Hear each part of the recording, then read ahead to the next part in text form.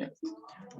Buenos días con todos los presentes y bienvenidos a este segundo día del Congreso Estudiantil Latinoamericano CONELAT, impartido por 10 ramas estudiantiles conformados por los países de diversos países de Latinoamérica.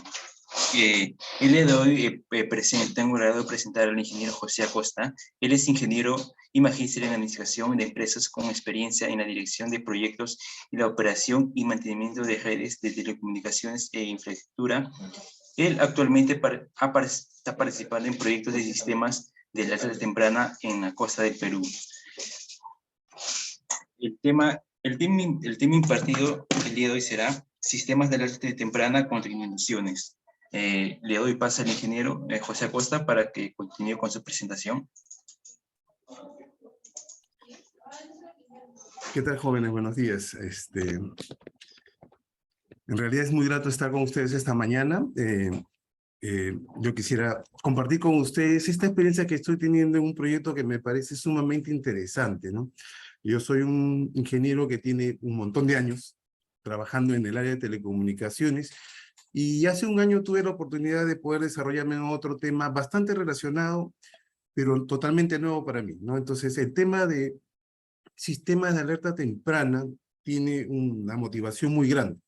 No solamente es tecnología, no solamente es una serie de acciones que en conjunto van a permitir favorecer a la ciudadanía, a la población que pueda estar en riesgo por un determinado fenómeno, sino también resulta interesante porque esto puede ayudar a salvar vidas, ¿no? Entonces, el impacto que tiene puede ser bastante grande.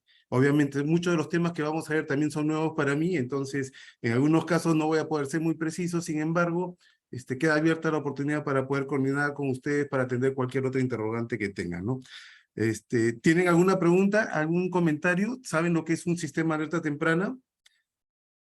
¿Hay alguien que vive en una zona de riesgo, como por ejemplo, zona de huaicos, en una zona de inundaciones, zona de terremotos?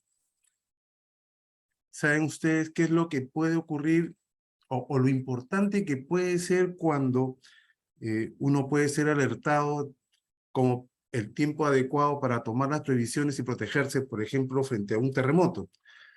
Hace unos meses atrás, en México, que es una zona sísmica muy importante, hubieron simulacros precisamente el mismo día que se celebraba el aniversario de un gran terremoto, o hasta de dos que hubieron mucho tiempo atrás, y después del simulacro ocurrió un terremoto de nuevo, ¿no?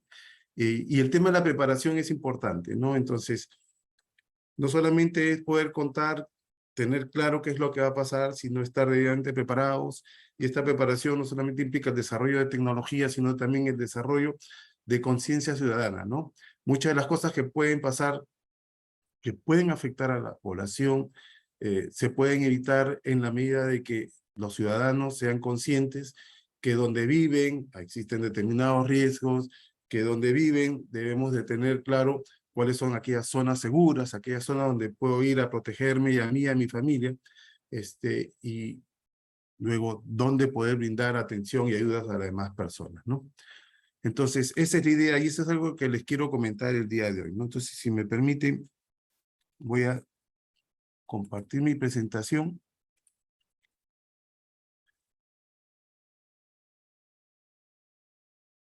Perfecto, espero que lo estén viendo. Entonces vamos a revisar un tema simpático, sistema de alerta temprana contra inundaciones, ¿no? Entonces la primera pregunta que nos llega a la mente es, ¿qué cosa es un sistema de alerta temprana? En realidad, más que una definición, yo creo que esto es un concepto, ¿no? Muchas personas desde diferentes puntos de vista pueden establecer una definición, un concepto de qué cosa es. Vamos a revisar las láminas de la presentación que le he preparado para ustedes y luego, al final, con la ayuda de ustedes, vamos a tratar de entender, vamos a tratar de explicar qué cosa es un sistema de alerta temprana, si les parece, ¿de acuerdo? Entonces, bien, para entrar en contexto de lo que significa un tema de alerta temprana contra inundaciones en el Perú, sobre todo en la costa del Perú, vamos a revisar algo de lo que es este fenómeno que afecta periódicamente a nuestro país, ¿no? De 2 a 7 años de periodicidad, como es el fenómeno del Niño, ¿no? La costa del Perú es completamente desértica. Existen ríos, ¿no? Cuencas que bajan de los Andes y que, bueno, irrigan y convierten en fértiles diversos valles de la costa. Pero solo los valles son fértiles, el resto es desierto.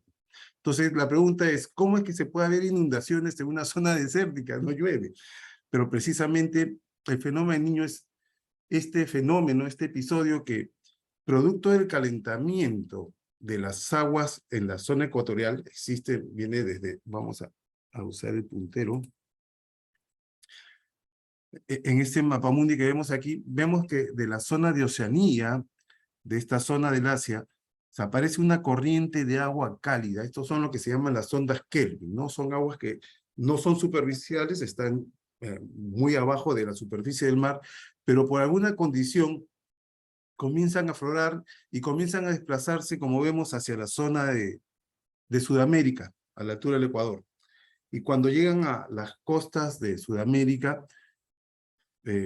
generalmente en esta época, diciembre, comienza a generar un fenómeno de evaporación y conformación de nubes, que luego viene a generar un tema de lluvias bastante grande, ¿no? Y esto es lo que comienza a generar el tema de inundación. Y este no es un tema nuevo, ¿no? Existen algunos estudios que indican que la presencia del fenómeno del Niño tiene una data de más de 40.000 años. Y tampoco ha sido desconocido para la cultura peruana, para la cultura antigua, ¿no? Vamos a ver aquí, ¿me permiten? Acá hay una noticia que les que he encontrado y que nos puede mostrar lo que significaba, por ejemplo, la aparición del fenómeno del Niño en una sociedad antigua. Una de las culturas del norte, la cultura mochica, tenía un hermoso desarrollo cultural, sin embargo, víctimas del fenómeno del Niño, ellos, en su entender, comenzaron a desarrollar una serie de sacrificios humanos para tratar de aplacar al Dios que generaba este tipo de lluvias. Entonces, muchas de las ciudades, de las culturas precolombinas en la zona norte del Perú pueden haber sido afectadas tremendamente por este fenómeno del Niño, y su respuesta ante un fenómeno que no entendían fue el sacrificio humano, ¿no? Uno de los recientes hallazgos en la zona norte del país fue donde vamos a poder apreciar que había sacrificios de niños. Entonces, la forma de aplacar esta lluvia, este fenómeno terrible, fue haciendo sacrificios humanos, ¿no? Ofrendíamos a la deidad lo mejor que teníamos, ¿no? Pero luego, esto no llegó a aplacar, ¿no? Existen ciudades en el norte del país, ciudades coloniales, como Osaña, por ejemplo, que dejaron de existir porque fenómenos de Niño increíbles, tremendos, destrozaron la ciudad, desolaron la zona, y la ciudadanía, la población tuvo que moverse a desarrollar centros urbanos en otro lado. Entonces, el fenómeno del Niño no es nuevo, ¿no? El tema es que debido al cambio climático se está presentando con una frecuencia mayor y cada vez con un mayor efecto catastrófico. Parte de esto lo podemos ver ahora, ¿no? Este es un video que quiero compartirles. Espero que lo puedan ver. Este es el año 2017, el último fenómeno del Niño, fenómeno del Niño costero, como que se le llamó, afectó mucho a la costa peruana, no solamente a la costa norte, sino desde Tumbes hasta Ica. Quienes no conocen el Perú, tenemos más o menos unos 3.000 kilómetros de costa en el mar, y bueno, el tema de la lluvia, el tema del cambio de la temperatura del mar, este afloramiento de lluvias en esta zona desértica, llegó a casi la mitad de la costa, ¿no? Y estos fueron los efectos. Este es un video que he encontrado que va a permitir ver cuál es la magnitud de lo que tuvimos hace algunos años atrás, ¿no?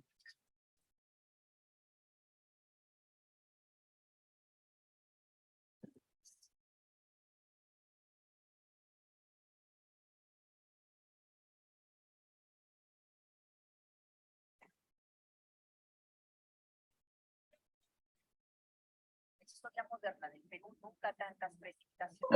Miro, disculpe, creo que no se ve la presentación. Creo que se está compartiendo un ¿No se video. ve? Uy, No. discúlpame. Voy a volver a compartir entonces. Screen. Por favor, ¿me confirmas?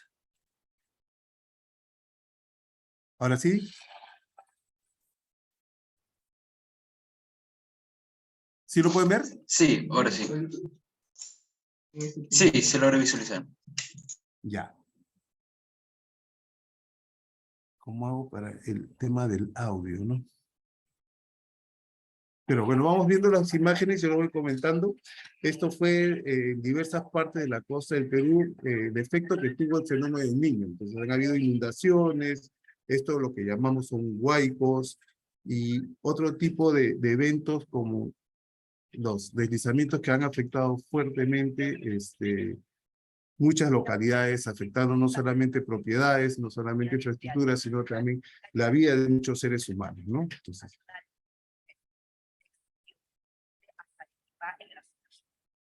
La historia moderna hemos tenido 3 fenómenos venidos desde los años 80. bien, me comentan que no se escucha el video, lamentablemente no conozco muy bien la herramienta Zoom. Sin embargo, la idea de este video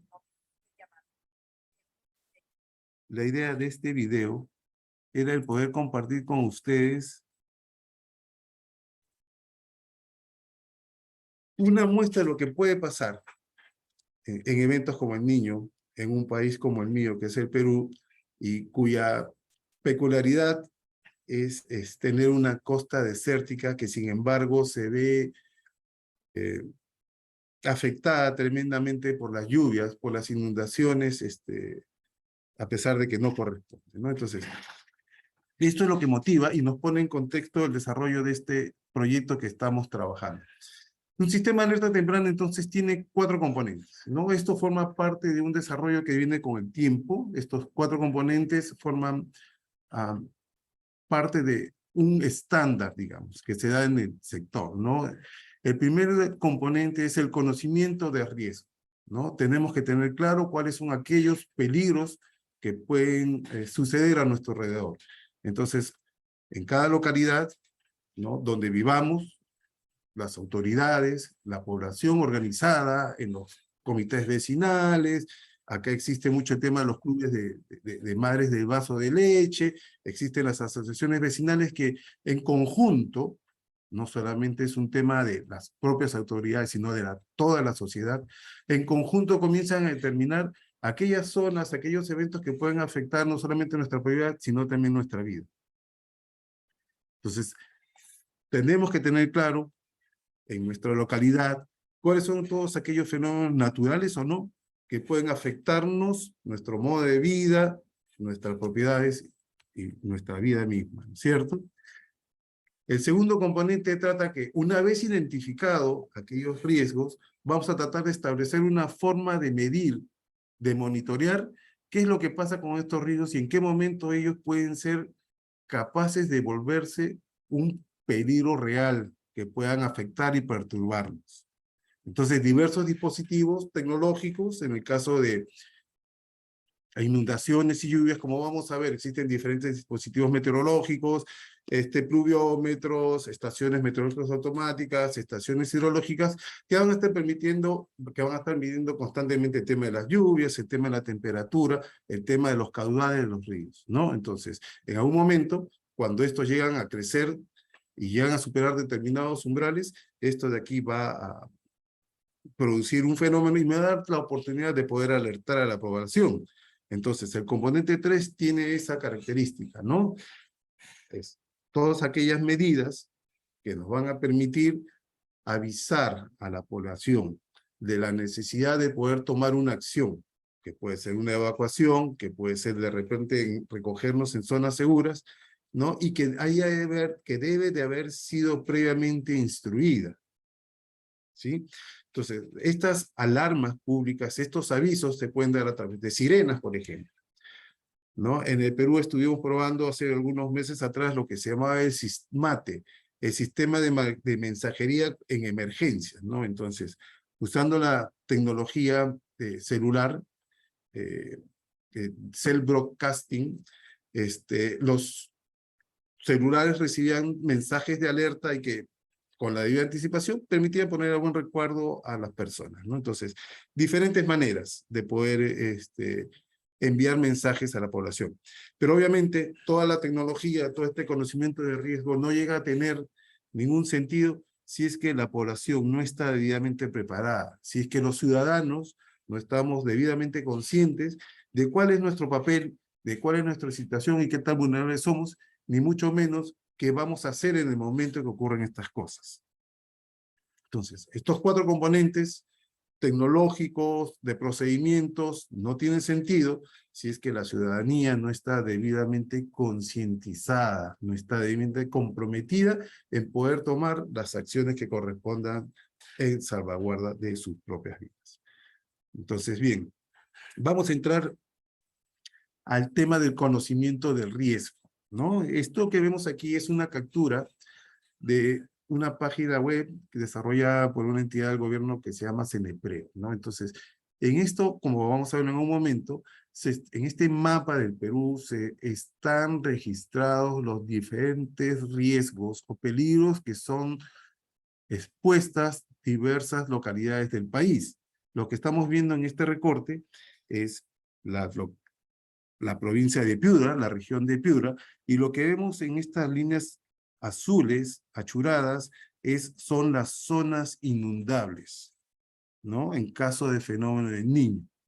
Sí, entonces, cuando comienza a llover fuertemente, los ríos que están aquí comienzan a tener la opción de desbordarse. Entonces, esos son riesgos que están debidamente registrados. Y no solamente ocurre con este tema de los riesgos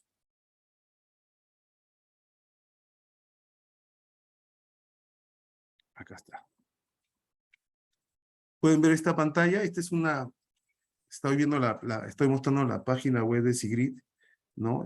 Como les comentaba, esta es una página desarrollada por este organismo CENEPRED, donde registra adecuadamente diferentes tipos de riesgo. Entonces, si pueden ver sobre el lado izquierdo, existe inundaciones, existe movimientos en masa o lo que son deslizamientos, avalanchas, acá en el Perú le llamamos huaico. Entonces, existen áreas, por ejemplo, donde podemos ver zonas críticas, existen aquí, si le damos clic, registros por entidades técnico-científicas que han evaluado y han registrado adecuadamente la ocurrencia de estos riesgos.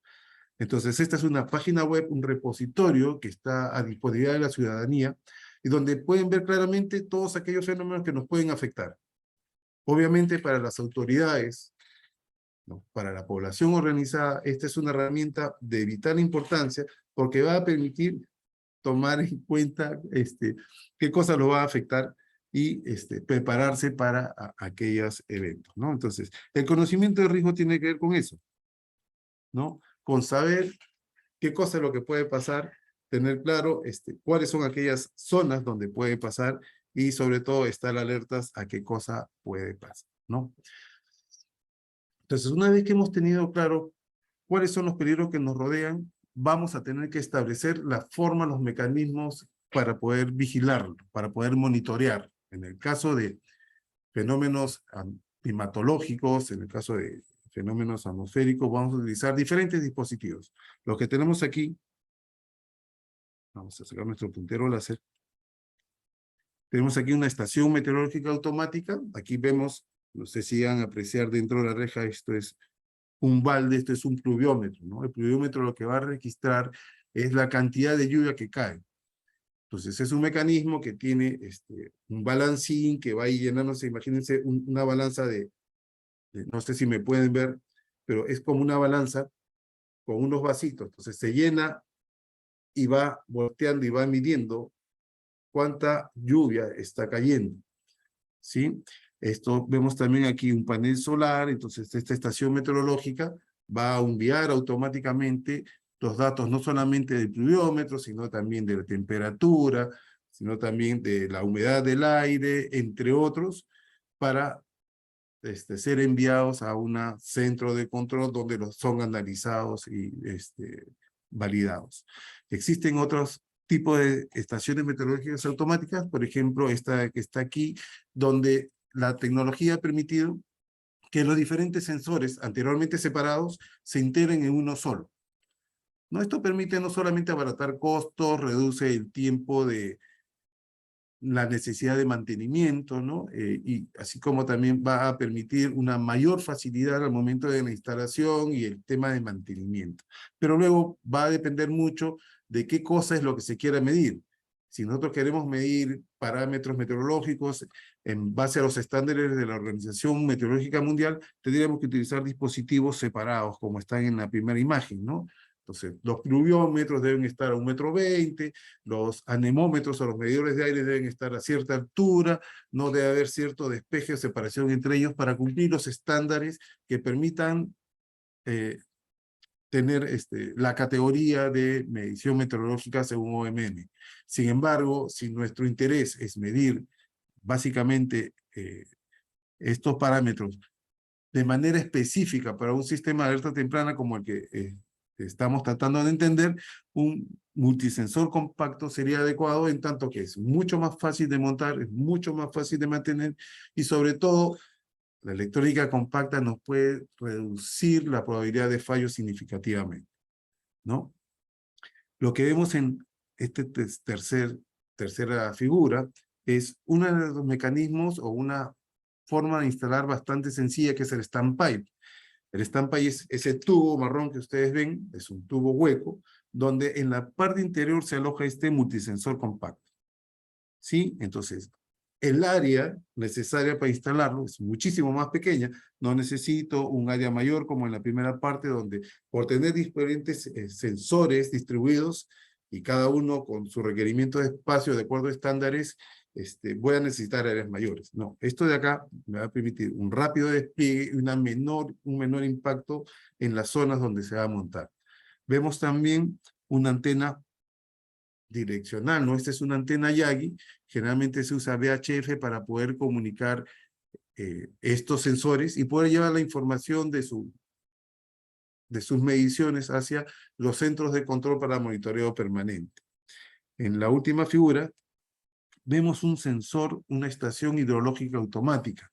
Lo que va a hacer esta estación hidrológica es tratar de medirme el nivel de los ríos.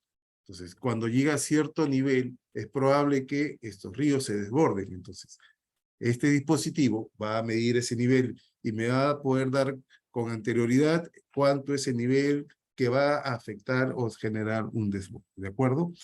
Entonces, estos dispositivos son utilizados en las diferentes partes de la cuenca, de los ríos, de aquella zona donde es susceptible de inundarse, ¿no?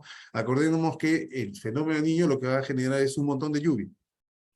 Esta lluvia va a deslizarse por los cerros, por las quebradas y va a llegar a los ríos, ¿no? Entonces, esa muchísima cantidad adicional de agua es la que va a generar los deslizamientos en los cerros y va a generar también las inundaciones, ¿no?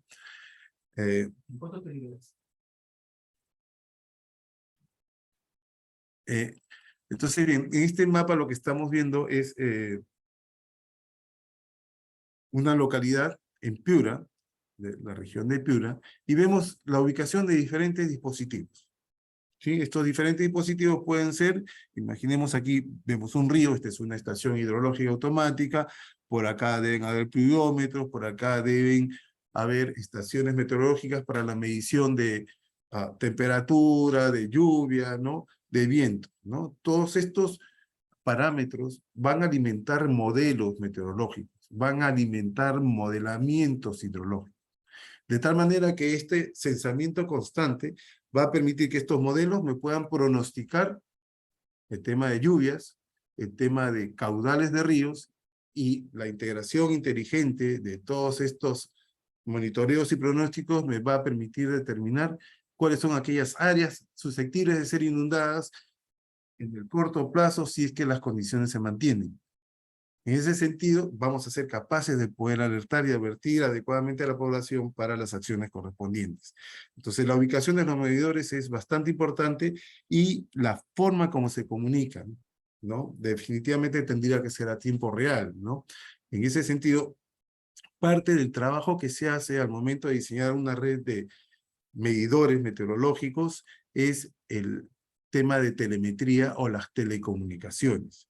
Este es un ejemplo ilustrativo donde vemos que muchas de estas estaciones, por ejemplo, se comunican con radio VHF hacia una estación, que puede ser una estación repetidora, y de ahí llega hacia el centro de control.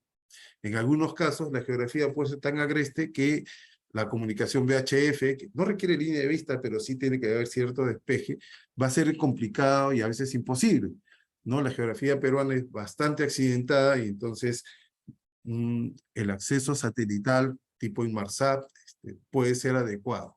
Entonces, la señal, las mediciones de estos dispositivos que están en azul van a ir por satélite y van a regresar a sumarse a los centros de control, ¿de acuerdo? ¿Qué es lo que tenemos aquí? Lo que vamos a tener entonces es que la medición de una estación hidrológica, ¿no? Va a estar censando constantemente el nivel del río y vamos a tener determinados valores umbrales, ¿sí? Un umbral es un valor que me va a servir de referencia para advertirme de algo. Entonces, miremos con un poquito de detalle. Este es lo que vemos aquí en esta línea negra, es el valor medido, ¿no? Del caudal de un río, del nivel de un río. Lo que vemos aquí en esta línea naranja es un umbral de alerta, es decir, cuando el caudal del río llega a cruzar este umbral, las autoridades, o se debe generar una alarma mediante el cual las autoridades, las entidades técnico-científicas van a advertir la posibilidad de que se genere una inundación. Entonces, ellos deberían tomar las acciones que correspondan, ¿no? Vemos también otra línea horizontal color roja, que es el umbral determinado en el cual se va a producir ya la inundación. Obviamente estos umbrales pueden variar porque de un año a otro el cauce de los ríos es modificado por la propia acción de la corriente, ¿no? Del flujo de agua. Entonces, parte del trabajo de las entidades como CENAMI en el Perú es precisamente ir evaluando estas variaciones, ir monitoreando, ir calibrando sus modelos hidrológicos y sus modelos meteorológicos.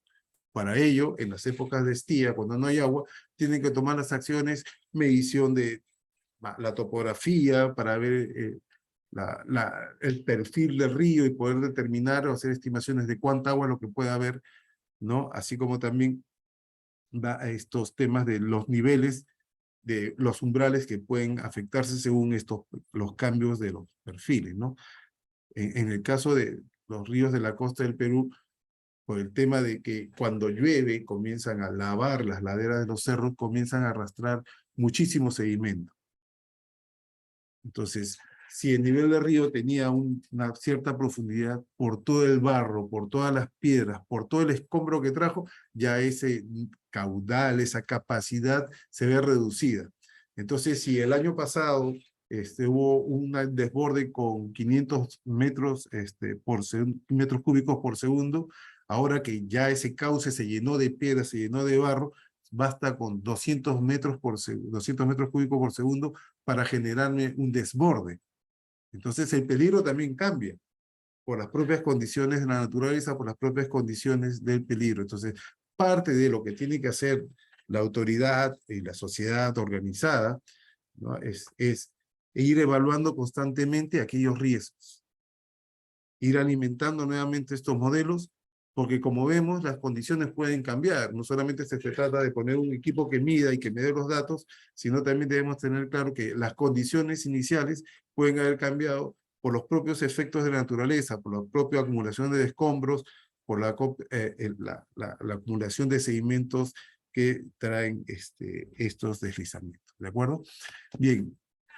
Otro elemento importante para la medición, para la vigilancia del peligro es el radar meteorológico, ¿no? Entonces hemos visto que podemos poner una serie de dispositivos, estaciones meteorológicas automáticas en un lado, estaciones hidrológicas en los ríos, y voy a tener la medición en tiempo real de aquellos parámetros de caudal, de temperatura, de la cantidad de lluvia que está cayendo. Y este es un buen indicador, ¿no? Sin embargo, la tecnología nos permite contar con un dispositivo como ese radar meteorológico, y lo que va a hacer el radar meteorológico es mirar el horizonte constantemente a diferentes ángulos y me va a permitir determinar el volumen de las nubes, me va a permitir determinar el tamaño y la cantidad de lluvia que traen. ¿Sí? Y me va a permitir hacer un pronóstico de las lluvias. Acuérdense que las lluvias son las que me van a incrementar los ríos y los ríos son los que se van a desbordar. Entonces, en la medida que yo tenga claro cuál es la cantidad de agua que lo que está por caer, voy a poder tener un mejor conocimiento, voy a hacer mayores pronósticos para el tema de alerta temprana. Entonces, miremos rápidamente cuáles son los componentes de un radar. Y obviamente un radar no es sino un transmisor que va a transmitir un pulso, ¿no? Y este pulso va a viajar y va a rebotar en un objetivo. En el caso de la figura, bueno, es un avión, pero luego, así como el avión, las ondas de radio, de radar, pueden determinar o pueden rebotar en nubes, en gotas de lluvia, en granizo, en nieve, en escarcha. Sí, entonces, esa señal, ese rebote va a regresar y va a ser debidamente procesado. Y en este procesamiento vamos a tener dos tipos de parámetros principales. Uno de ellos es el tema de la reflectividad, es decir, la cantidad, el volumen de lo que estoy midiendo. El otro parámetro que se tiene es el tema de la velocidad o la forma como se desplaza. ¿Sí? Y ese es básicamente lo que hace un radar Doppler, ¿no? El Doppler es ese fenómeno por el cual la frecuencia de un dispositivo, de un móvil en movimiento, puede ir variando, ¿no? Si ustedes se han parado al borde de una estación de un tren, van a escuchar que el sonido del pito del tren va cambiando conforme se va acercando, ¿no? Se va haciendo más agudo y conforme llega y pasa a nuestro lado, ese sonido se va haciendo más grave, ¿no? Entonces, el móvil en movimiento empuja las ondas y las hace más, incrementa la frecuencia, mientras que una vez que pasa, ese móvil, el efecto es que jala las frecuencias y estas se hacen mucha más amplias, ¿no? Entonces, ese fenómeno se aprovecha para medir y estimar las diferencias de velocidades de la señal transmitida con los cuerpos en movimiento. Entonces, el radar Doppler no solamente me permite determinar la cantidad por la reflectividad, ¿no es cierto?, por el eco que recibo de lo que estoy evaluando, sino también la velocidad con respecto a la ubicación de radar. Entonces, eso es importante porque va a permitir determinar cómo es que se desplazan las nubes. Entonces, esta imagen nos permite ver, por ejemplo, una instalación típica de un radar. Lo que estamos viendo, esa pelota redonda, las pelotas son redondas, ¿no? Lo que estamos viendo en la cima de esa torre es un radomo, ¿no?, que se pone para proteger el radar. El radar es una antena parabólica, ¿no?, que va girando constantemente, ¿no? Y va emitiendo su señal. Es una señal bastante angosta. En el caso del radar meteorológico, es un haz tipo lápiz o un haz tipo pincel, ¿no? Creo que tiene un grado de amplitud al momento que sale la antena, es bastante angosta, y lo que va a hacer es un recorrido 360 grados, ¿no? Y va a ir elevando su inclinación hasta barrer el horizonte a diferentes grados. Entonces, lo que vamos a obtener es una imagen como la que está al costado. Esta imagen, por ejemplo, es una imagen típica de la reflectividad de las nubes, ¿sí? Entonces, lo que vemos a diferentes colores son los tamaños de las nubes o la cantidad de lluvia que hay. Si pueden apreciar aquí, tenemos una escala de colores donde está, digamos, la cantidad de lluvia que puede traer esa nube. Sí, entonces, la reflectividad me permite determinar el tamaño, la magnitud del fenómeno que estoy evaluando. En este caso, el fenómeno es nube o lluvia, en todo caso. ¿Sí? Entonces, vemos que hay zonas donde la lluvia está mucho más concentrada, en otros lados donde hay lluvia mucho más dispersa. ¿De acuerdo? Entonces, esto es un punto importante porque puedo saber cómo es que llego a tener el tema, la distribución de las nubes. Y no solamente eso, el radar con postprocesamiento adecuado, me va a permitir hacer lo que se llama una proyección, un nowcasting, y ver cómo es que esas nubes se van a ir proyectando, se van a ir desplazando. Voy a poder no adivinar, sino hacer un pronóstico, ¿no? Un pronóstico basado en cálculos numéricos, en una serie de algoritmos, y lo que vemos aquí son imágenes de una plataforma que se llama Titan, que es Thunderstorm Intersection, es una plataforma desarrollada por NCAR, que es el National Center for Atmospheric Research, es una entidad científica americana que se trata de hacer desarrollos científicos para investigación de la atmósfera, y ellos desarrollaron este Titan, que lo que permite es seguir y traquear las tormentas, ¿no? Los Estados Unidos tienen un tema bastante grande con las tormentas, ¿no? En realidad es un país que tiene una llanura inmensa, y el tema de los vientos llega a ser crítico porque va a permitir la carencia de cerros, de geografía accidentada, va a permitir que los vientos puedan correr y genera estos fenómenos tan comunes en ellos, ¿no? Entonces, este sistema permite hacer un pronóstico de cómo es que se proyecta que puede desplazarse estas nubes y las tormentas en sí. Pero este es un ejemplo nada más de lo que nos puede permitir el tema de radar, ¿no? Lo que vemos aquí es algo que a nosotros también nos interesa para efectos de alerta temprana. Entonces, lo que vemos aquí es una cuadrícula, un mapa cuadriculado, donde cada una de estas cuadrículas nos va a reflejar una cantidad de lluvia.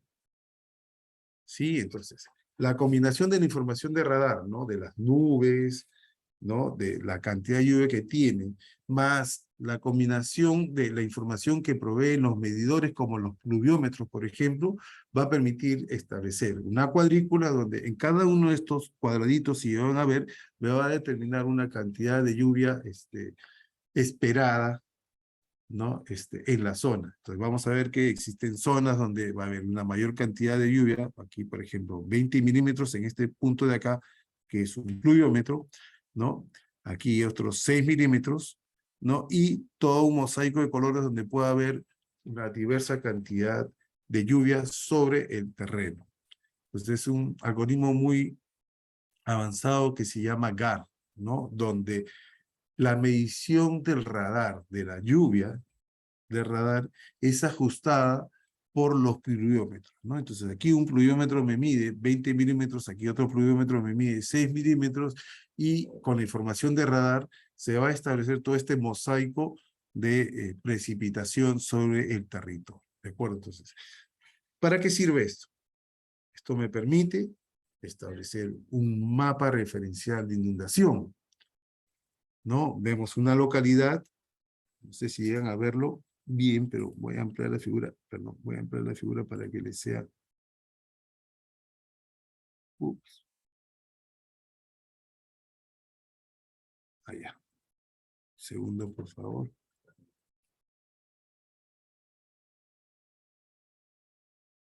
Bien.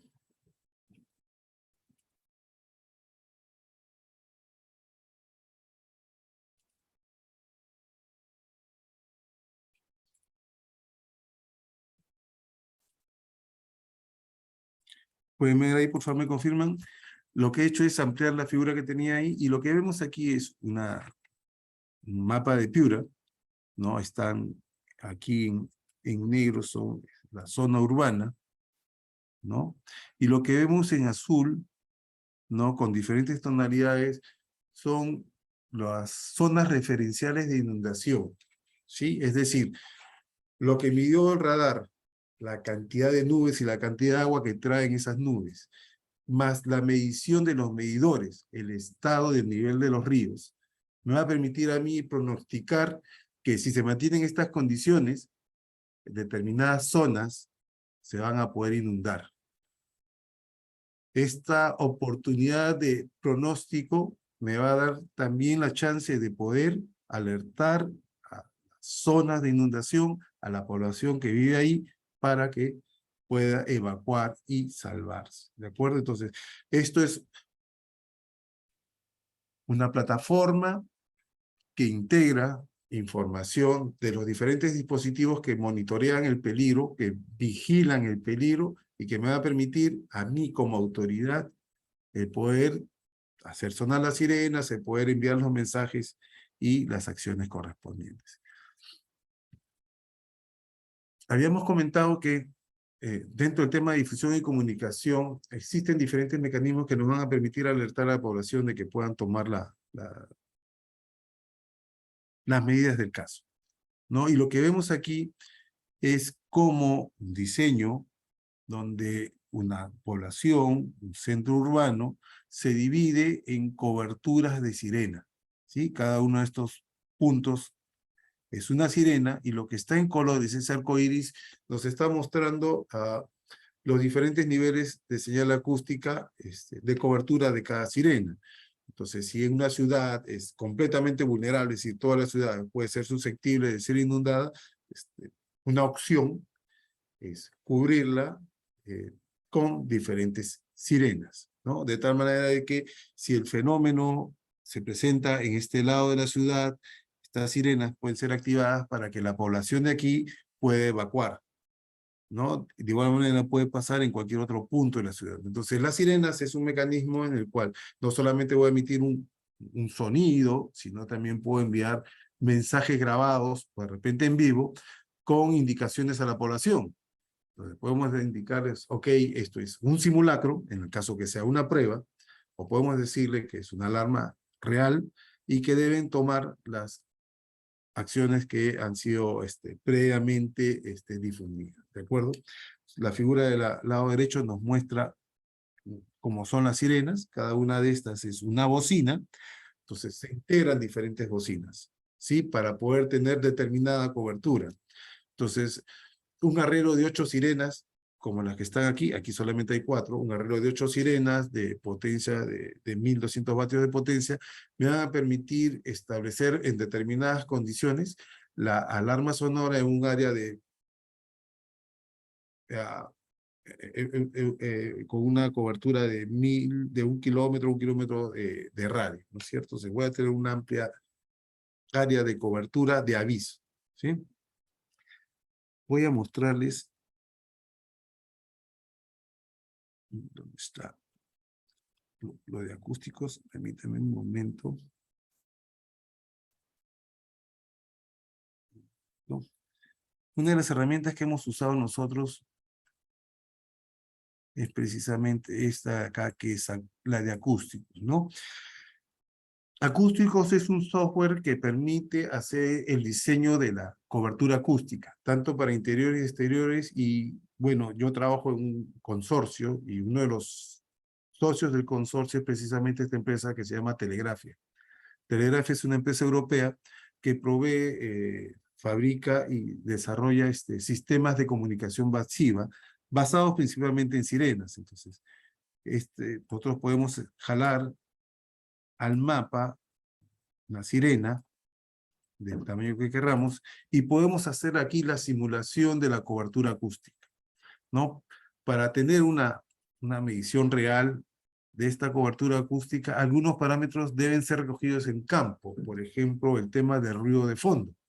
No es lo mismo poner una sirena en una zona urbana con un alto nivel de tráfico, con un alto densidad de edificios, como ponerla en una zona rural, donde de repente las casas son muy dispersas, de 1 o 2 pisos, y donde existe bastante viento. Entonces, la cobertura de esa señal, de esa sirena, puede variar por el entorno, puede variar por el tema urbano, puede variar por diferentes condiciones. Entonces, uno lo primero que hace es determinar ese ruido de fondo, esa característica que me va a permitir limitar la señal. Luego se tienen que hacer algunos cálculos relacionados a precisamente el tema de propagación, el tema de las edificaciones. Entonces, toda esta información es registrada y este software, que es gratuito, ustedes lo pueden comenzar a jugar si se quiera, practicar en él en cualquier momento, va a permitir determinar la señal, la cobertura acústica. Entonces, podemos establecer, ¿no? Una cobertura adecuada, ensayando sirenas de diferente bateaje, de diferente potencia para cubrir determinadas zonas. Entonces, bien, regresemos.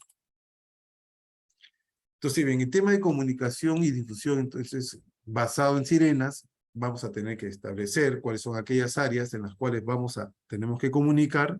Existen herramientas de software que nos van a permitir ver la cobertura y tenemos que ingresar información referente al ruido de fondo, algunas características de la densidad urbana, hay edificios u otros obstáculos que van a limitar la señal. Luego, este software me va a permitir simular la cobertura de la señal acústica, ¿no? También existe este tema del SISMATE que, como les había comentado en algún momento, es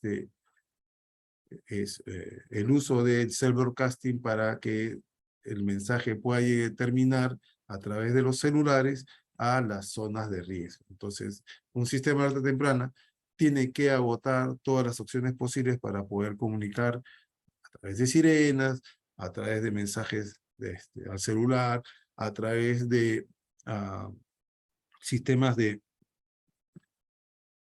televisión digital u otros a la población en riesgo, ¿no? Bien, este tema de la capacidad de respuesta es muy importante, ¿no? La capacidad de respuesta tiene que ver mucho con qué es lo que va a hacer la población una vez que ha sonado la sirena. Sí, entonces, el desarrollo de qué es lo que se hace antes, durante y después de una emergencia es súper importante, ¿no? Parte del trabajo que se hace con las autoridades y con la población es, uno, en primer lugar, es definir cuáles son, perdón,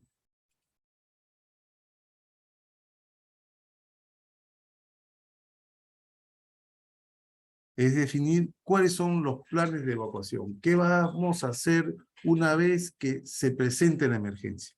¿Cuáles son las rutas seguras? ¿Por dónde vamos a ir?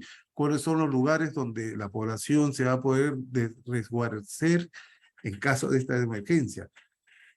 Es solo una zona de reunión, es una zona segura, es un punto donde solo nos vamos a agrupar para poder ir a otro lugar donde poder recibir asistencia o no. Eso tiene que ser determinado con antelación. Y no solamente los lugares a donde llegar, sino también la ruta por donde evacuar. ¿Está debidamente señalizado? Existen las facilidades para que aquellas personas con alguna limitación de movilización puedan hacerlo sin tener ningún tipo de inconveniente. Todo esto se mira antes de, ¿no? Entonces, no solamente también se trata de desarrollar un plan de evacuación adecuado, bonito, de colores, sino que tiene que ser debidamente comunicado. Entonces, la idea de establecer planes de sensibilización está en hacer que la población tenga debidamente claro qué es lo que vamos a hacer, qué es lo que deben hacer frente al sonido de la sirena, frente al mensaje que pueden recibir en su celular, ¿no? Entonces, sensibilizar significa exacerbar la respuesta frente a un estímulo. Lo que queremos hacer es desarrolla estas acciones, sigue este protocolo cuando tu estímulo sirena, cuando tu estímulo SISMATE funcione o se active. Entonces, ¿cómo se hace el plan de sensibilización? Obviamente tenemos que desarrollar talleres, a los grupos organizados, a las propias autoridades, ¿no? Tenemos que enseñarles a hacer los planes de evacuación. Tenemos que enseñarles a desarrollar estos mecanismos de sensibilización, cómo avisar a la población. Tenemos que comenzar a involucrar a los escolares, a los centros educativos, de tal manera de que la cultura de prevención, la cultura de evacuación, esta actuación en el caso de emergencia, pueda ser un tema ya adquirido, ¿no? No sea algo que nos pongamos a ver en el momento que suene la sirena y no sabemos de qué se trata.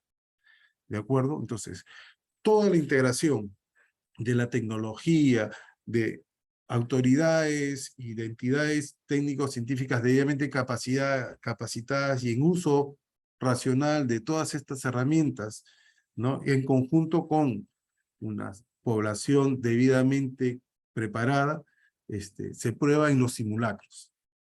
Entonces, los simulacros van a permitir que simular una condición en la cual las autoridades comienzan a desarrollar su protocolo, evaluar en qué momento tomar las medidas en coordinación con las autoridades, con las entidades técnico-científicas, así como también activar las sirenas y ver la respuesta de la población. Entonces, los simulacros nos permiten medir eso. Estamos preparados para poder evaluar el peligro una vez que se ha presentado, estamos preparados para alertar a la población está preparada, hemos sido capaces de sensibilizarlos para que puedan tomar las acciones que correspondan. Eso permite un simulacro, hacer una prueba y desarrollar la evaluación correspondiente. ¿Sí? Entonces, toda la tecnología, todos los radares y otros se evalúan y se prueban aquí. Nada es tan importante como el compromiso de la población para poder participar en este tipo de procesos.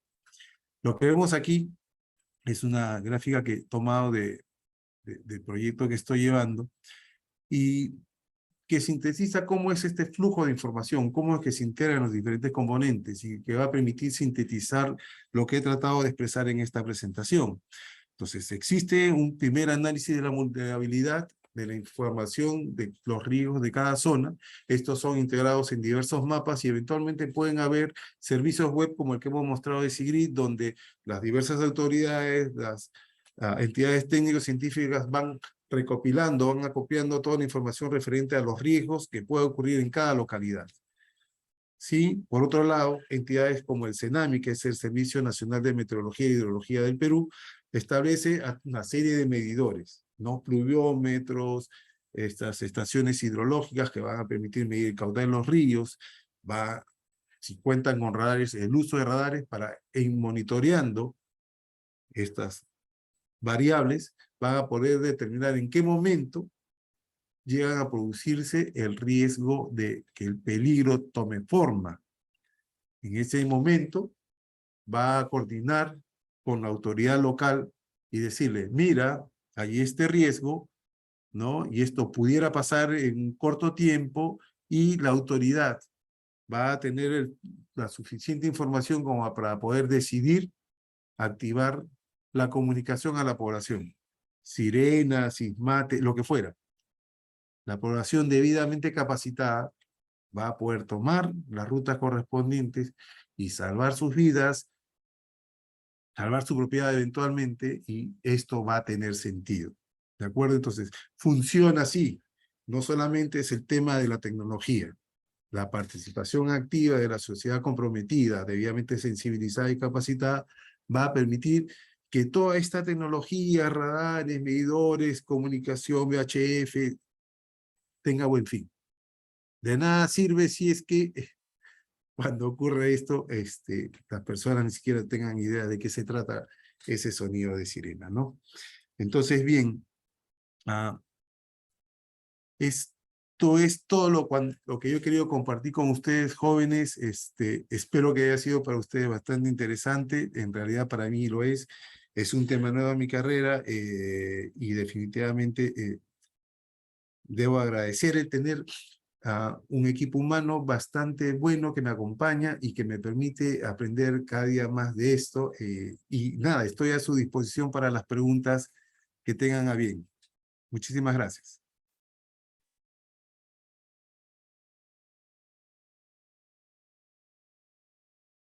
Muchas gracias, ingeniero. Ahora pasamos a las preguntas y respuestas. Pueden escribirlas por el chat o bien ahorita voy a activar el audio. Un momento.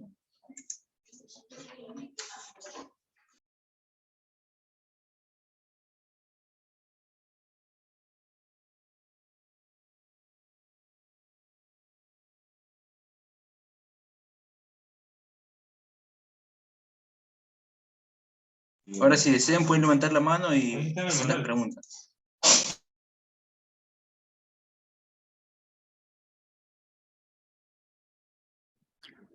Adelante, Darvis, por favor, adelante. Sí, quería preguntar respecto a los O sea, vi que los proyectos que se están realizando actualmente se enfocan más en zonas costeras y quería preguntar respecto a, por ejemplo, bueno, yo soy de la localidad de Yaután que queda en Ancash, la cual ha sido muy afectada durante el fenómeno del Niño del año 2020.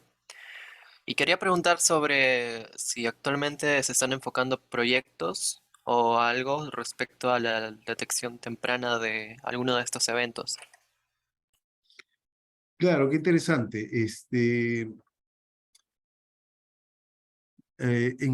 Estos proyectos que se están desarrollando se desarrollan por cuencas, ¿no? No recuerdo si Yaután forma parte de alguna de las cuencas que se está trabajando, pero la idea que tiene el Estado peruano a través de la Autoridad de Reconstrucción con Cambios es establecer sistemas de alerta temprana en 19 cuencas o 19 ríos desde Tumbes hasta Ica, ¿no? En este momento lo que se tiene es la etapa de diseño de 11 cuencas, se está comenzando a diseñar 3 cuencas adicionales y se espera completar los otros diseños en el transcurso de los próximos meses. Luego va a haber la etapa de implementación, ¿no? Definitivamente no me queda claro cuáles son exactamente las ciudades, pero entiendo de que el objetivo es que todas aquellas localidades que han sido afectadas en el fenómeno Niño de 2017 puedan ser partícipes de estos proyectos, ¿no? No entiendo, gracias.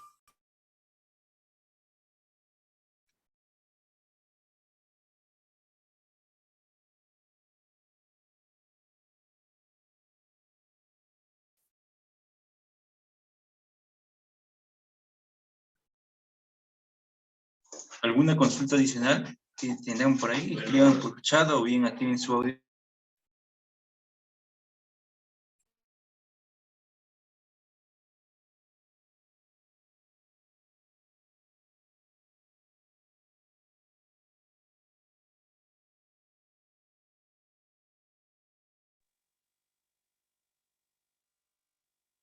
Una pregunta, ¿para cuándo cree usted que esto ya esté funcionando, esto de alerta, este proyecto de Alerta Perú aquí realmente ya en Perú?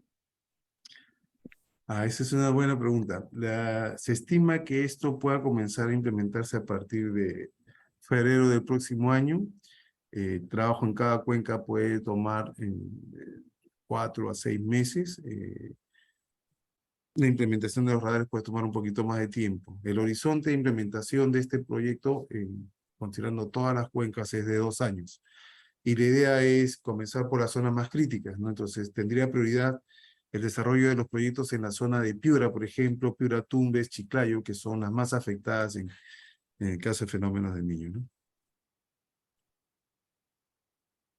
Muchas gracias.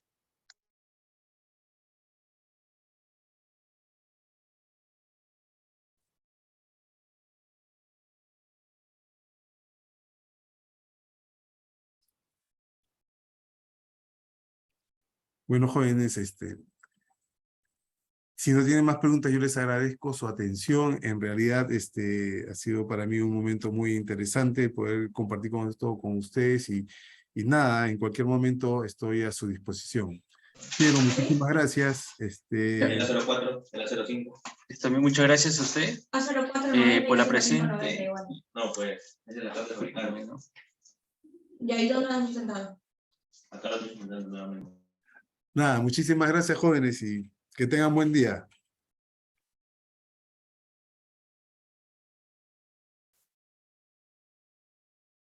Muchas gracias.